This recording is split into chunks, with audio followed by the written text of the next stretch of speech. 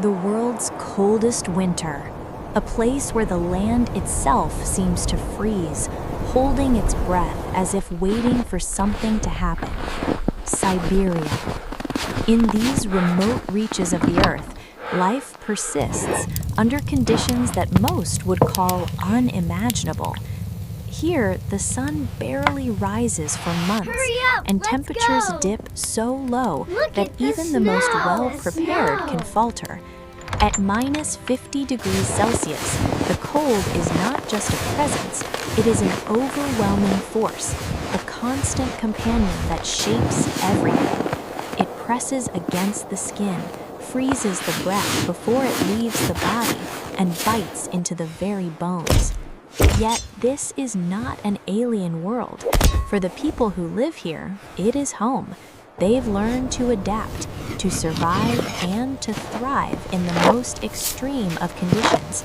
But survival in such an unforgiving place is no easy task.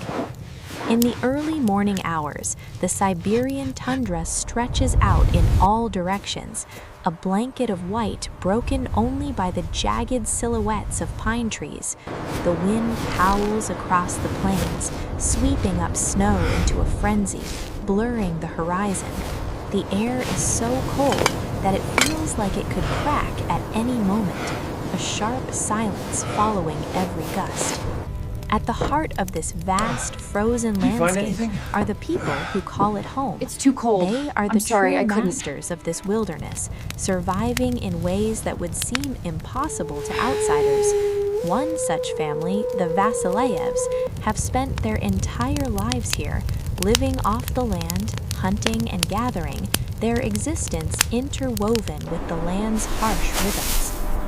The Vasilyev family is awake before the sun, their breath visible in the frigid air as they begin their daily chores.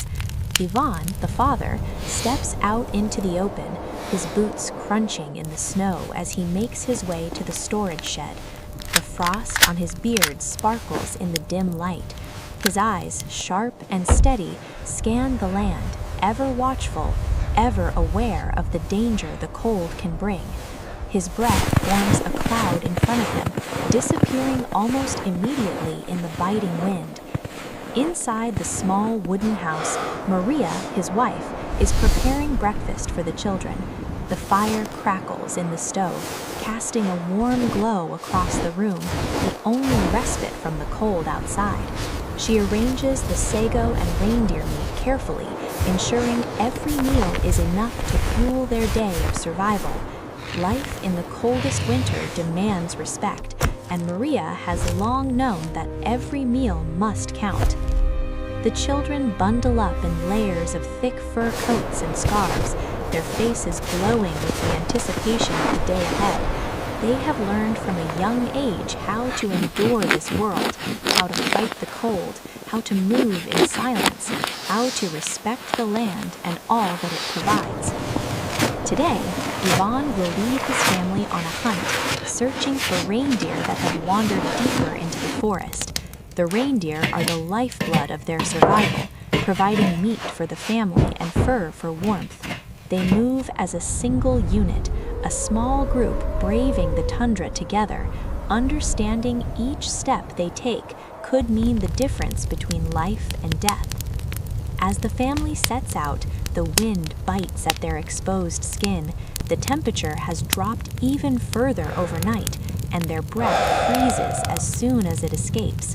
The thick layers of snow underfoot make every step a struggle, but the Vasilyevs are unfazed. They are used to the cold. They understand it. To them, it is not an enemy. It is a test of endurance, and one they must pass if they are to survive. The hunt is a quiet affair, each member of the family moving with the utmost care. Ivan leads them through the snow-covered trees, his eyes scanning the landscape. Every crackling branch, every shifting shadow could mean the difference between a successful hunt and another long day of searching.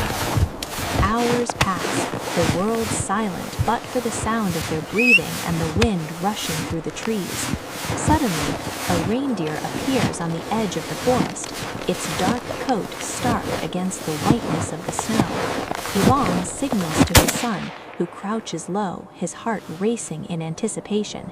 The family moves as one, their steps synchronized in a dance that has been passed down through generations. The moment is tense. The reindeer stands still, unaware of the danger lurking in the snow. Ivan takes a deep breath, the cold air biting his lungs, and with a steady hand he signals his son to move. The hunt is a fragile balance of patience and precision. One wrong move and the animal will flee. With a final, deliberate motion, Ivan takes aim. The bowstring snaps, and the arrow flies through the air, its path true. The reindeer stumbles and falls, its fate sealed in the cold silence of the tundra. The family moves quickly now, their task far from over. The reindeer must be prepared and preserved, its meat cut and stored, its fur carefully removed and dried. This is not just a hunt, it is a ritual, a reminder of the precariousness of life in this frozen world. Every action is deliberate, every movement measured.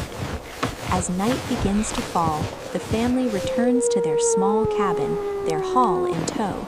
The fire is stoked high, and the warmth of the flames contrasts sharply with the cold that has settled outside. Ivan and Maria exchange a brief, weary smile. It has been a long day, but they have provided for their family once more. The next day, a storm rolls in, its winds howling through the trees like an angry beast. The snow falls thick and fast, the world outside disappearing into a swirling sea of white.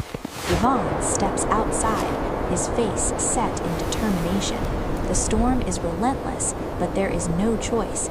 He must check the traps he set earlier in the week. The cold makes every moment a risk, but this is survival. There is no room for hesitation. He trudges through the knee-deep snow, his body fighting against the wind that lashes him from all sides. His face stings from the cold, but he pushes forward, each step a battle against the elements. After what feels like an eternity, he reaches the traps. His heart sinks. The snow has buried them completely. The storm is worsening, and Ivan knows that if he doesn't act fast, the family could go hungry. With the wind howling in his ears, he begins to dig, his hands frozen to the bone, but his resolve unshaken. Every inch of snow removed brings him closer to the survival of his family. After what seems like hours, he finds the trap. It's empty, but the storm is not yet done. He must return to the cabin and plan for another day. In Siberia, survival is never guaranteed. Each day is a new challenge, a new test of endurance against the elements.